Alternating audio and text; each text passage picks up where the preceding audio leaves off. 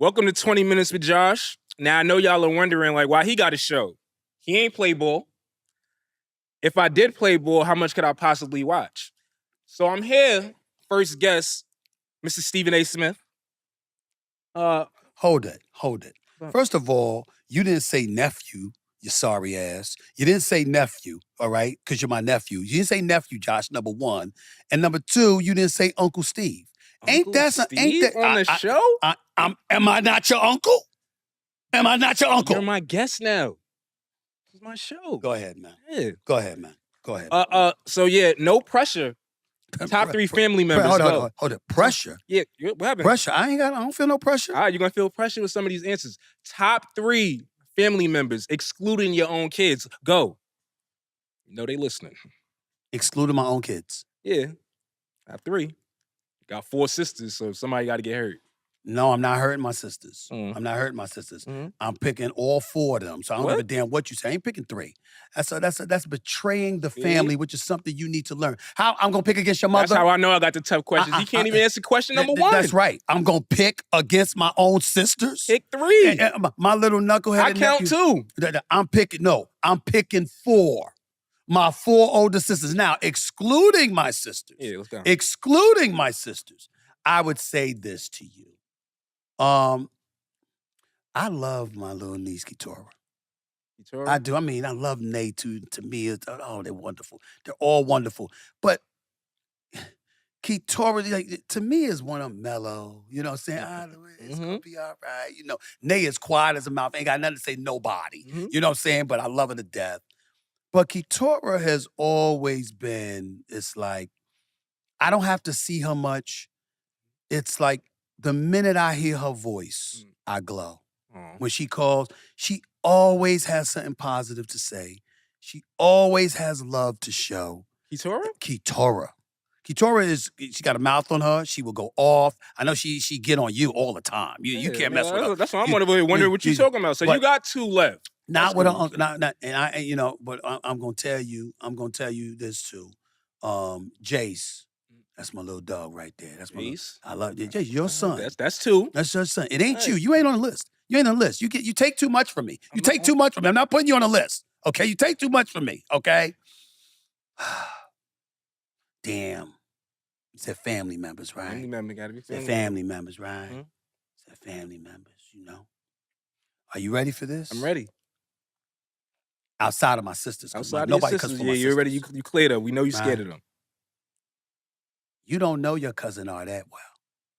Oh, yes, I do. But Ardette, Mm-hmm. that's my girl right Outside there. Ardette. My cousin, well, she's for those, she lives in St. Thomas, Virgin Islands. And that's my first cousin. I love Edith, Ardette, I love the whole family. My cousin Carl, definitely got love, for him and the whole bit. But Ardette, she's like Keturah. She's like Keturah with She me. is. But you know what? I will say this. I can't. I can't answer the question. You got me. Because my cousin Derek, I can't leave him off. Heavy D, I can't leave. You name four people. That's a flag on the play. That's a flag. 3 flags, and I get paid at the end of the show. That's one. Yeah, sure. I'll give you a nickel. Yep. Go ahead. Next question. Yeah, go ahead. You've learned to be selective when it comes to answering people that come at you. When do you decide, like, when it's time to take the gloves off? Because it's not when I text you. Well, you always want to go at people. Yeah, you know what I mean. Even though you're crazy, I love you to death because, you're like the son I never had, and you always want to fight on behalf of your uncle. You just got to be smart about it. The problem with me is that I'm not scared to come at anybody. But sometimes you got to take into account, are you punching down? Being where I'm at, I see cats coming at me. You've been in trouble with the law. You got all types of salacious stuff in your background. It's like, yeah, I can get at you, but then I feel small because why did I waste my time doing that? There's levels to this. And I got people who used to be in this business that I know they sold their soul because they can't get a job. So when you broke, you got a family to feed and stuff like that. A part of me can't blame you for that, so I take that into consideration. Other cats want to use me for Christmas because I'm the gift that gives. So you talk about me, it's going to be more clicks, more profile. Why should I give them that? Right. And then other motherfuckers are just so ignorant that it's like, I look ignorant by even really, really acknowledging you. You know what I'm saying? So you take all of that in consideration. Now, there are times that I'm tempted to show the hollis in me, you know, and you're always tempted to do that. I'm tempted sometime, but you ain't 58. Right. You understand? You not the face of a network. You don't have all of that. And so because of that, you don't have people. You got to consider me, which you do, but you don't have corporations to consider. You know, advertisers and sponsors to consider and stuff like that. And so there are different reasons and there's timing to everything. But I will confess to you, I would tell you about 30% of the time you're right that I should be going at people more. Not 70%, but 30% of the time I listen to you, I go like this. He is right. I should go at that cat. Because you tell me to go at everybody. Yeah. Everybody. The problem is everybody ain't worth it. Right. The problem, but in the same breath, you also make a good point when you say, sometimes it ain't about whether or not they worth it. It's about you reminding people who the hell they dealing with. So I do get that part.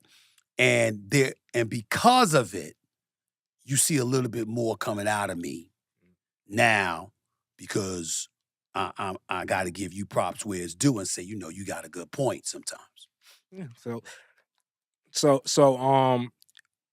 in other words, basically you have to secure the bag so somebody like me will continue to No, because the bag is already secured. All right. At least for the next 5 years, my money ain't going nowhere. So I'm good with that. You just still want to be smart. You don't want to be dumb. And not only that, I got bigger fish to fry because this ain't all I'm planning on doing. All right, well, that's our money, correction. But you were recently on 7 p.m. in Brooklyn with Mello, where you said you might indulge in a weed. I've been tempted, man. Yeah. You know, I ain't gonna lie. I mean, I've been thinking about puff in the past. Oh my goodness. You know, I ain't gonna do it. No. But I will admit, when I see how mellow certain people are, they don't need to be doing it. You don't need to be doing it. Oh, me? Yeah, we both know you have. Shut up. But the point is, you don't need to be doing it. The point is that, you know, you got to remember to tell people the truth about the story as to why I never do anything like that. Because we grew up in an environment where we saw people succumb to that. Family, friends, and others. You know, whether it's weed, it's coke, it's heroin, this list goes on and on. Shoot, we ain't, you know, we not oblivious to this. We've seen it affect us directly in our family. And so because of that, I've always been one of those cats. I never wanted to be a prisoner to nothing. To me, it's true freedom when I'm alert, cogent, I got all my faculties in order, and I'm sharp as a tack. That's why I don't do it. But I have to admit, I mean, you know, when people talk about what weed does for them, and the fact that it's been legalized in about 30 states or something, I have to admit, there have been times that I have been tempted. But if I do it, if I ever do it, and I don't think I will, but if I ever do it, I got to do it with Snoop Dogg. That was the next question. Who would it be with? I got to do it with Snoop Dogg. Snoop Dogg, the only other person, and I would say they would be with him, not instead of him, it would be with Snoop Dogg and Bill Maher. Bill Maher? Because I promised him if I ever did it, because he always tries to say, "We get it." I said, he's done it right in front of you. That's I feel like you got the second hand. I got a contact high. Yeah, exactly.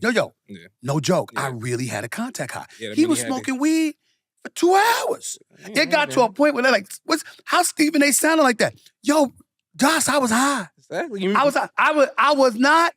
I did not have all my faculties in order. I mean, because I was drinking the Hennessy and Coke, you know, because that's what I do. That's my drink. That's your drink. But I like about an hour in, I was like, I don't feel the same. And I wasn't saying I was feeling wrong. I was just like, I don't feel the same. I don't feel wrong. It says, this is a different kind of feeling here. Bill Maher. Go ahead. He had the stuff. So we always debate who's the GOAT, you know, NBA GOAT and stuff like that. In your field, who would you say the GOAT is? Alive?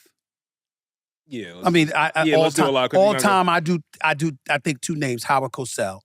I think two names, Howard Cosell, and I think that Brian Gumbel. Brian Gumble. The late Howard Cosell, of course, Brian Gumble was like a mentor to me. But for me personally, alive, and not that Brian Gumble, he's still here, of course, but in the business, now, not retired or anything, I think the GOAT is Michael Wilbon. Like Michael Wilbon, do you understand? I've been number one in the mornings for 13 years. PTI. Michael Wilbon and Tony Kornheiser have had the number one sports show for over 23 years. Michael Wilbon is one of the greatest sports columnists you've ever find. And none of that compares to the person he is. Michael Wilbon is one of the greatest people I have ever known. And he is somebody that I truly idolize and respect, so much so that he's one of the few people that can call me on the planet and ask me to do something, ask me to go against my grain. You know, if he wanted me to not say anything about somebody or whatever, not that he would do that, but he's one of the few people that would tell me to do something and I wouldn't question it. And I question everything. Yeah. But I wouldn't question Michael Wilbon because I trust his soul just as much as I trust his work. All right. So, you know, would everybody have you like running for president? That's like a running joke right now. So I always tell people like, he's not running for president because I can never see you living in Washington. You love Miami too much. Yeah, that's true. I mean, that's a very valid point. So you do have a political show. I've been on all your other platforms. Why you ain't bring me on that? You're not qualified. You're as ignorant as they come to politics. And you see? You have never, ever, and you know this is true, and I say this with affection, not with insult. You're not somebody that tries to come across like you know something you don't. I give you a lot of credit for that. You know, hold on to this moment because I'm being complimentary about you more so in this damn episode than I've ever been about you in my life because you know what? You know how you get on my damn nerves. I just love you to death. But here's the deal. You've never tried to talk about politics. And that's the one thing that you have to fess up to. I've known you all your life. I've been there since the day you were born. You have never opened your mouth about politics to me. So I would not, and now you crazy, because you'll say anything. You'll say anything, okay? And so the combination of you not proving that you're knowledgeable about something, combined with the fact that you'll say anything, can put lives at risk. I'm not putting you in that predicament. Hell no. Hell no. You see? I watched the mayoral debate the other day. Yes, you did. And what I got to say about that is, so when they have these debates, they ignore our whole demographic, which is 16% of New York City. Okay. Young black guys between the age of 24 and 44. Okay. So the That's same accurate. way you ignore me, as far as bringing me on your platform, that's the same way we're ignored when it comes to like what they speak about in these debates and stuff. But I don't ignore the issues. I ignore you because you don't speak about the issues. You understand? I'm proud of what you know. I didn't know you knew that. Okay, because you never said anything about it. But the point is that that's not about speaking to a demographic more so than being related to the plights they suffer from. And a lot of times people think that the plight you're suffering from can only be known if you spoke to somebody. Well, if we make up, 30%, 40% of a population hypothetically, and the analytics show that unemployment in our community is double that in the white community, and the money being funneled in our community is half of what's being funneled into other communities. What do I need to have a conversation with you for? I know you're getting screwed over. The analytics show it. Right. You see what I'm saying? Now, when it comes to issues that you care about, yeah, it would behoove me to talk to those folks directly. Because some people care about immigration more than they care about the economy. Some people care about safety in the streets more than they care about immigration. Some people pair the two together. Others say immigration has nothing to do with safety in the streets. Stop sitting there and labeling, people that are not from this country like they're violent or whatever, trying to engage in a level of xenophobia that some people might bring up. All of that's fair. And those are conversations worth having. But when you're speaking about things from a government perspective, it's all about the numbers. It's all about the numbers. The numbers tell the story because the numbers dictate the money. And when you make sure the money is being funneled in the right direction to the right causes, then a lot of problems get solved. All right, so good answer. Last question. When you're last question. Yo, man, we got about 10 minutes left. What do you mean last question? We got 10 minutes left, and this one is going to drag out because I know you. When you're on a date and leaving the spot, give me 2 songs that's going to help you close the deal. I give you, mine's is One Night Only and Slow Motion by Juvenile. One Night Only? Yeah, just because of the... One Night Only? You got One Night Only. That's all I have. What about you? Oh, my God. He said that publicly. You know, me personally, I shouldn't say this. I shouldn't say this, but one of my all-time favorite songs is Dedicated by R. Kelly. Oh, I'm glad his ass in jail. He deserved to be in jail. He deserved to be in jail.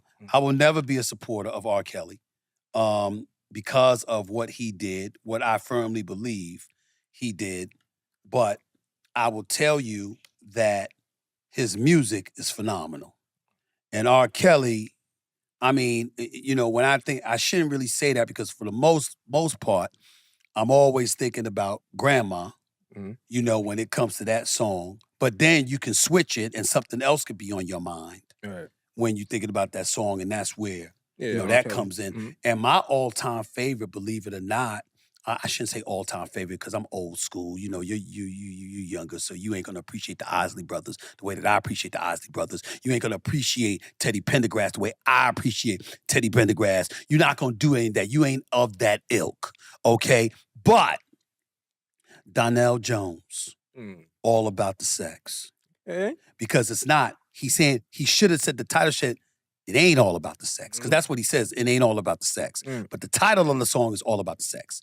But he's saying it ain't all about the sex.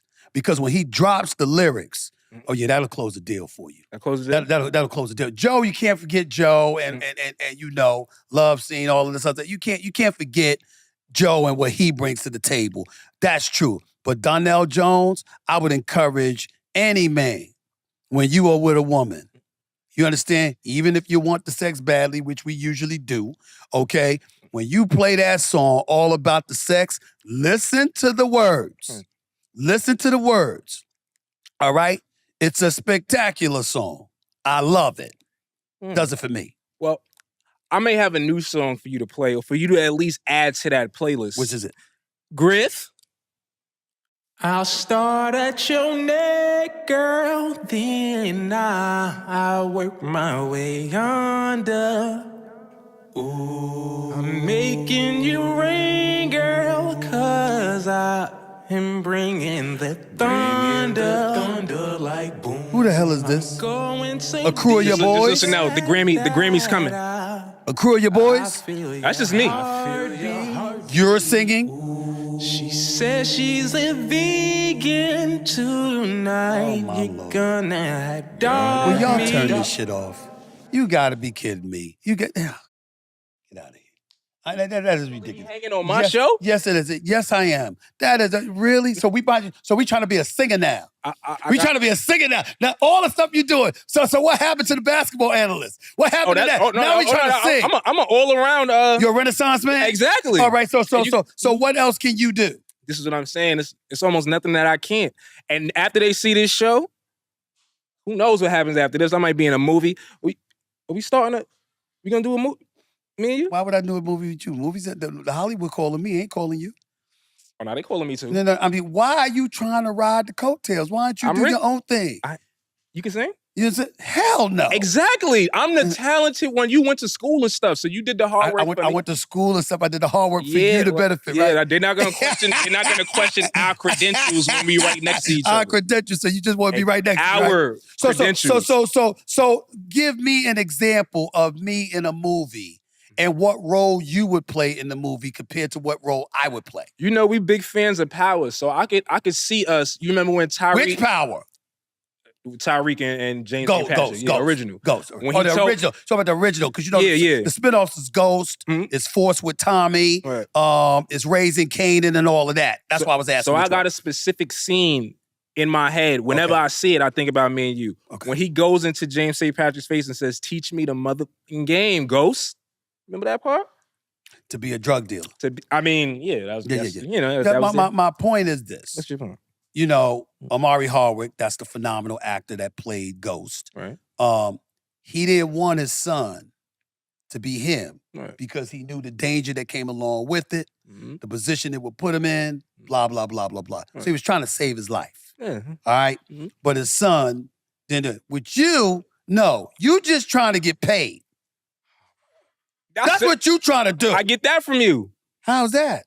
As hard as I work? You know how much quotables? Will you tell the audience just, Josh, all your life you've known your Uncle Steve. Mm-hmm. Can you tell somebody when I've ever put in less than 65, 70 hours a week? You're a worker. I'll give you that. I'm a worker. That's all you're going to say to the answer to my question. That's You all put you're it- going to say. See how you. When work is going to basketball games Hold on, time and out. getting chased around and stuff by crowds and stuff. But that's work. So in other words, all the games I watch, all the studying I do, all the research that I do, the hours that I have to put in on the air when I want to be at the games but can't be at the games because I got to be on radio, I got to be on television, I got to write, I got to research, I got to travel, I got to do all of this stuff. That's all you're going to say. Do you know that there's bus drivers and people that clean up and sweep stuff and stuff like that? Are you complaining? Are you ready for this? Yeah. What did I do before I became a sports writer? Did you forget? Now, you had a lot of occupations. That's right. Con Edison. Yeah. Remember when I was on the roofs of Con Edison substations, you know, painting and putting tars on roofs? Remember when I was cleaning parks in New York City, lying about my age? You weren't born at this time, but I was 14 years old.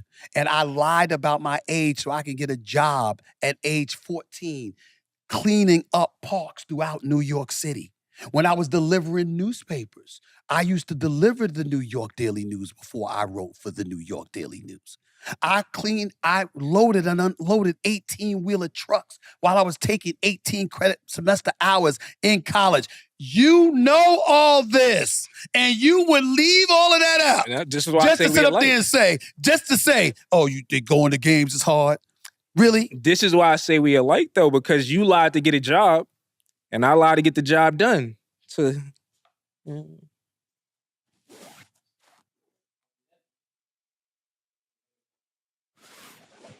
all right, that's it for this week with 20 Minutes with Josh, and we're gonna leave him shaking his head.